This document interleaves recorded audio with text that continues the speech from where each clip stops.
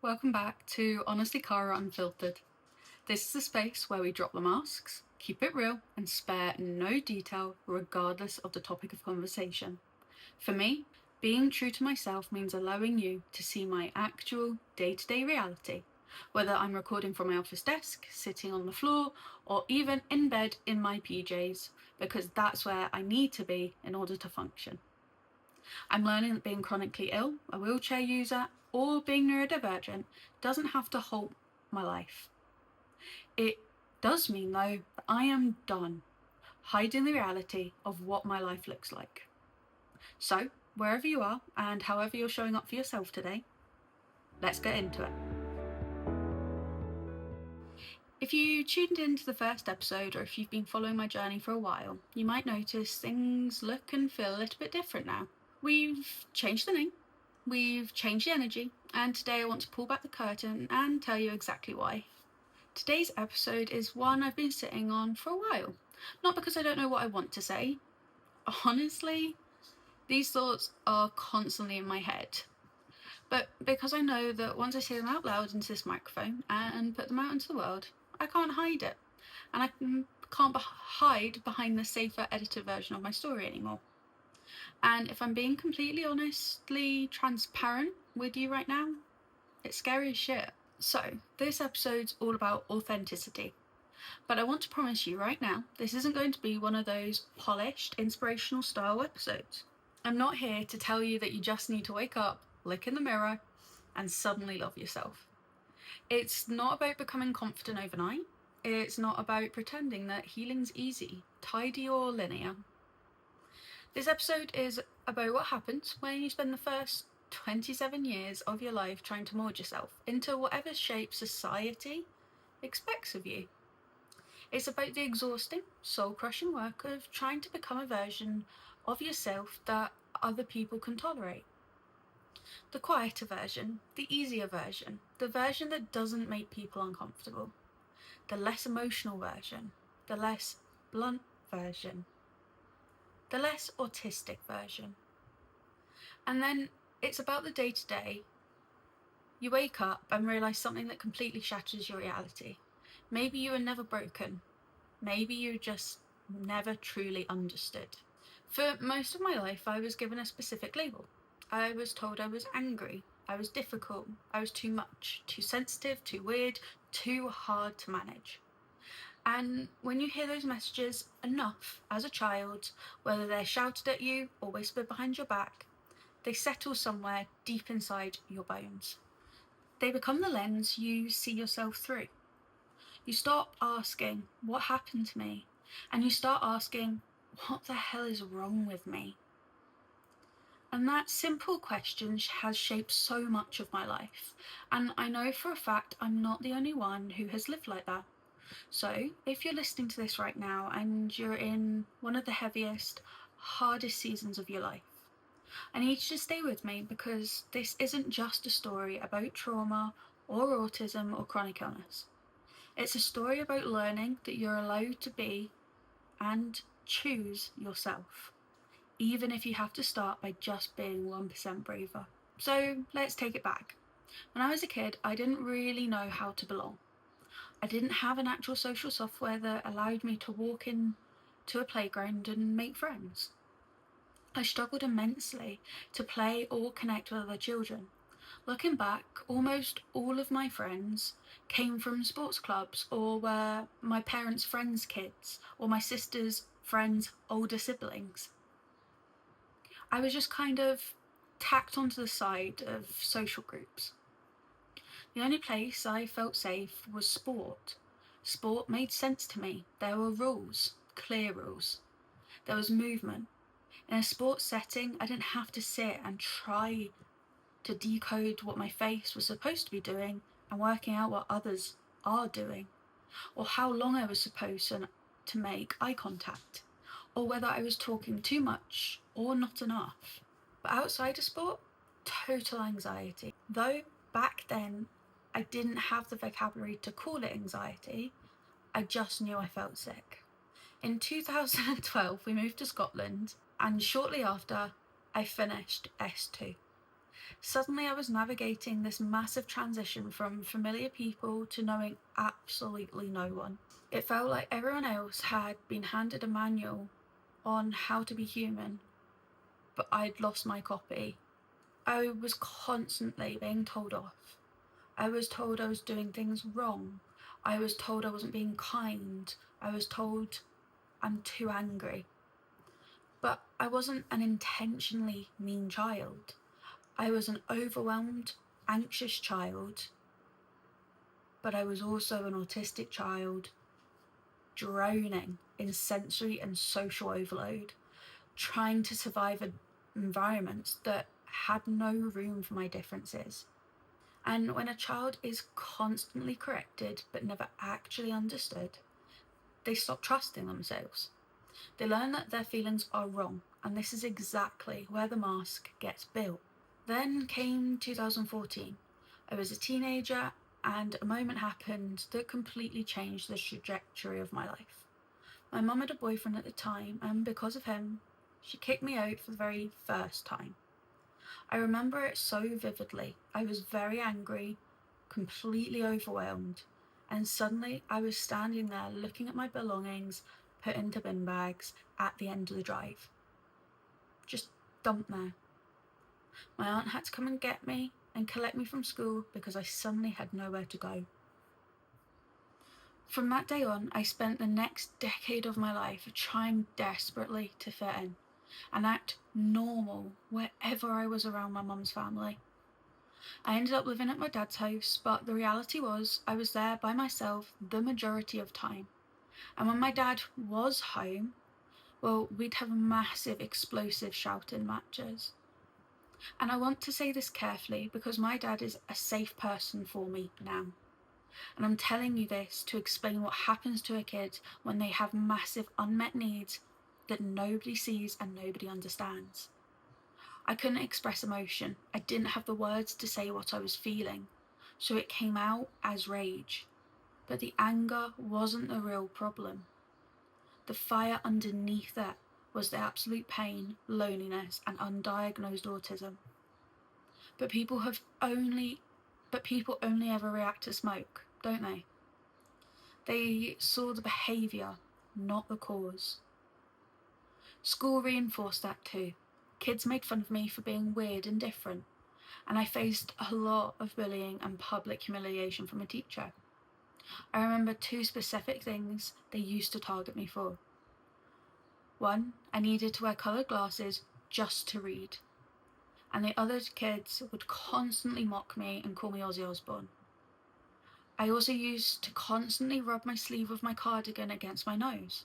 At the time, I had absolutely no idea what overstimulation or stimming even meant, but looking back, I realised that was just my little way of self-soothing and how I survived each school day. Because of the bullying, I learned that being noticed was dangerous.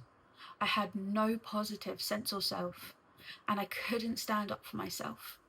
I was just constantly on edge, walking a tightrope of everyone else's expectations.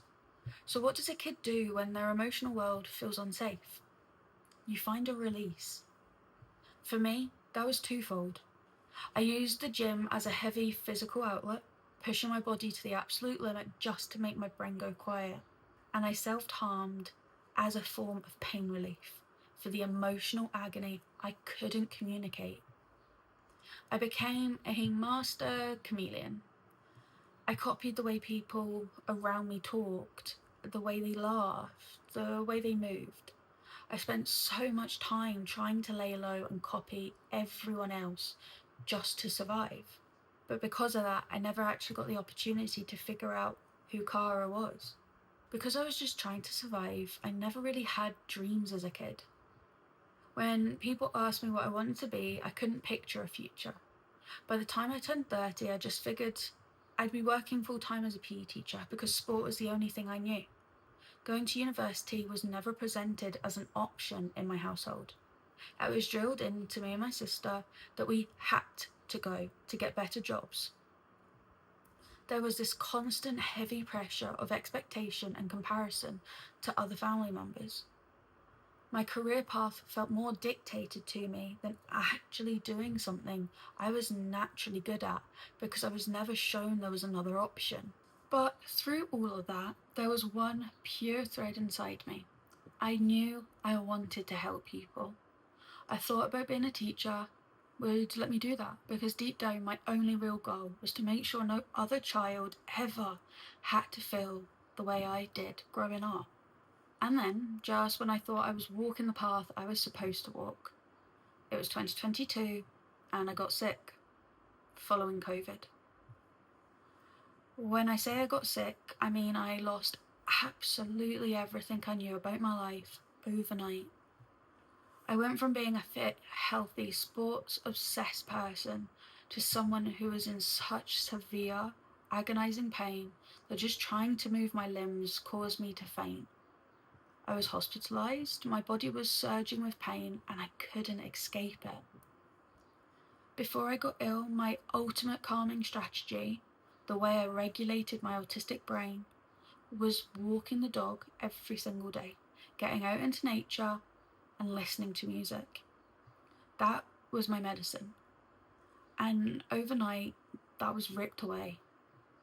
I couldn't get outside. I couldn't even leave my bed. I went from being fiercely independent to sitting in a bathtub, unable to shower myself, while someone else had to wash my body. And I remember just sitting there in the water, crying hysterically, questioning why this happened to me, feeling my entire identity dissolved into nothing. I was left severely and deeply depressed. And do you know what the hardest part of that entire experience was? It wasn't just the physical pain. It was the people around me telling me it couldn't be that bad. It was people saying, "Oh, you'll get better if you try harder." And boy did I try. But instead of getting better, my symptoms got progressively worse. I had to face the brutal reality that my able-bodied life was gone, and I had taken it completely for granted. Not only do I struggle now physically, but brain fog and fatigue is huge, and it affects every part of my day-to-day life, especially remembering things. Then came March of 2025. The dynamics in my relationship changed significantly, and I spent the rest of the entire year completely losing myself in the process of supporting my ex. I was giving up everything I knew and everything I thought I wanted to support someone who, at the end of the day, didn't actually accept me or the life we had started building. There were behaviours displayed that were intentionally meant to hurt me. Between the rapid decline of my physical health and the emotional breakdown of that relationship, I became a total shadow of myself. I completely shut off. My support worker and my dad's family could see the steady, painful decline in me from March 2025 onwards. On December 10th, 2025, I finally reached a breaking point and made the conscious choice to go completely no contact with my mum's family. It wasn't because of my disability, it was because I finally learned that I deserve better from a parent, and that their negative, cruel perspective of me belonged to them, not me. My disability helped me understand that I didn't have to tolerate rude or negative people in my life anymore, especially when their presence caused so much emotional harm.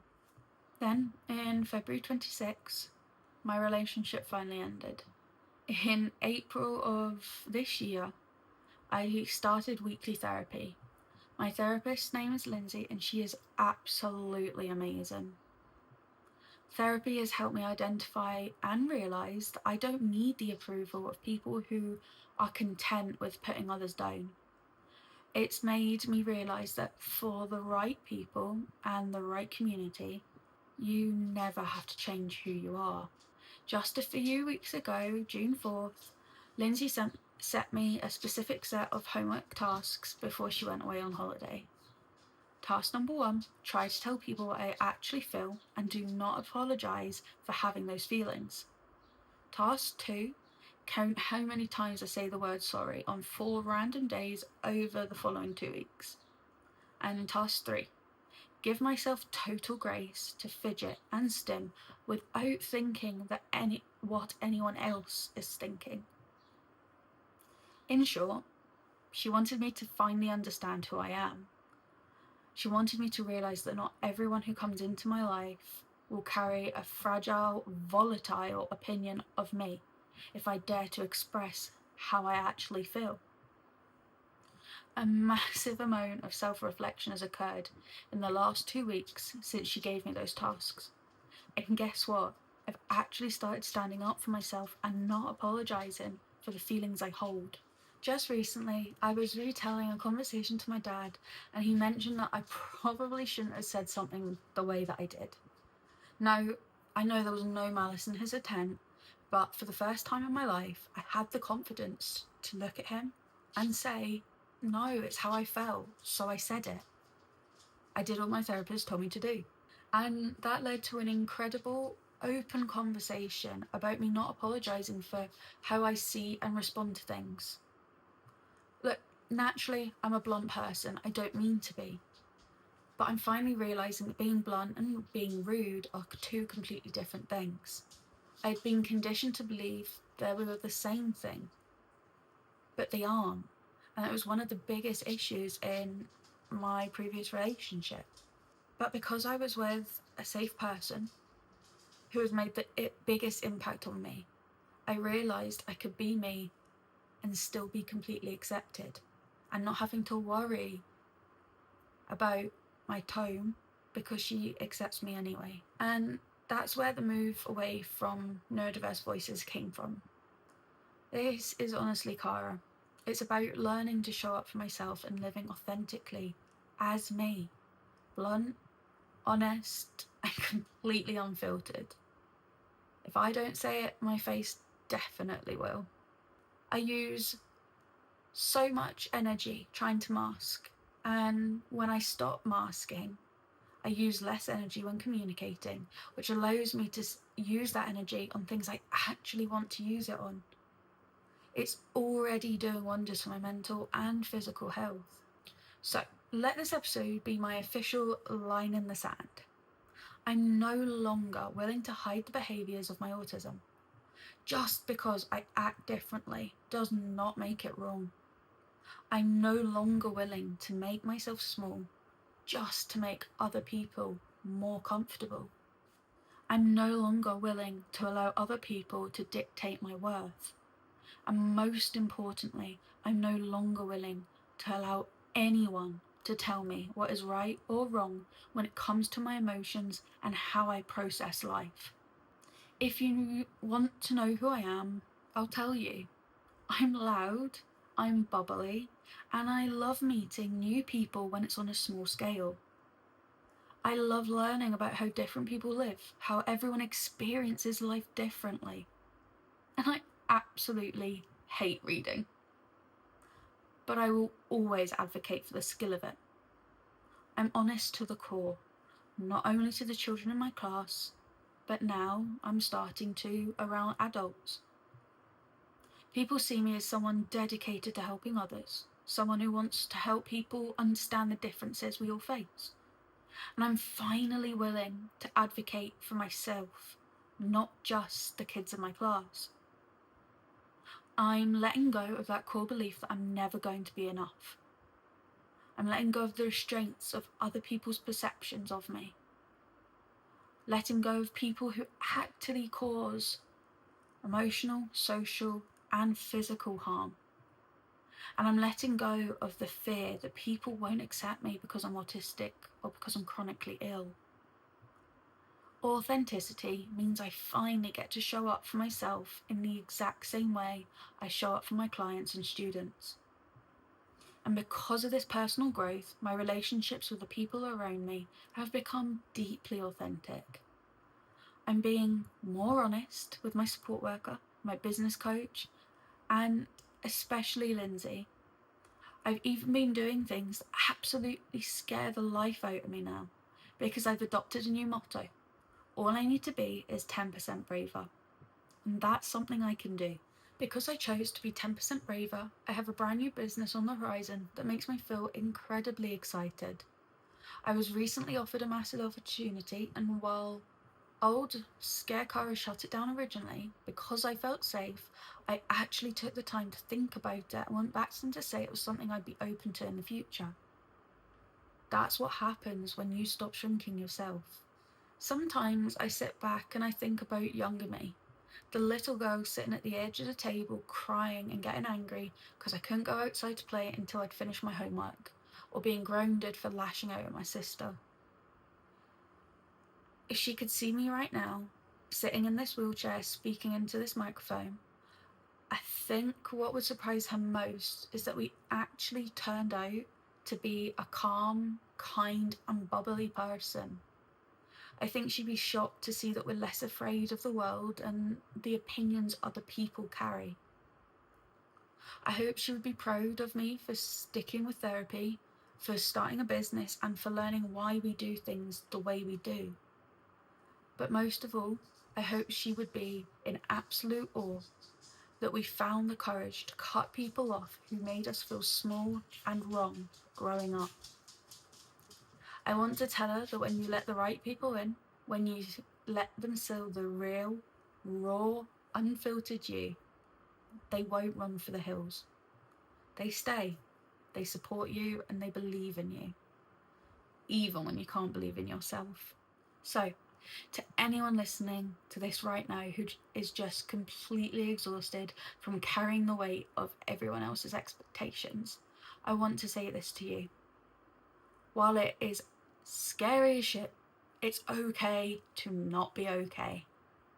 But it is also more than okay to let go of the people who are dragging you down. The best thing I've ever learned is to just try and be 10% braver. And if 10% feels like too much today, that's fine. Just try to be 5% braver, or even 1% braver than you were yesterday. You will be absolutely surprised by how quickly your life can change when you stop abandoning yourself and emotions. You are you. Don't let the world try to sculpt you into someone else. You're amazing exactly the way you are. You're brilliant the way you are. And you deserve to take up as much space and be yourself just as much as the next person. Thank you for listening to this week's episode of Honestly Cara Unfiltered. If this episode resonated with you, please like, comment, and share with somebody else who might need this little extra reminder today. Remember, take care of yourselves this week. Give yourselves permission to stim, to feel, and to speak your truth without apologising. And I'll see you in the next episode. Bye.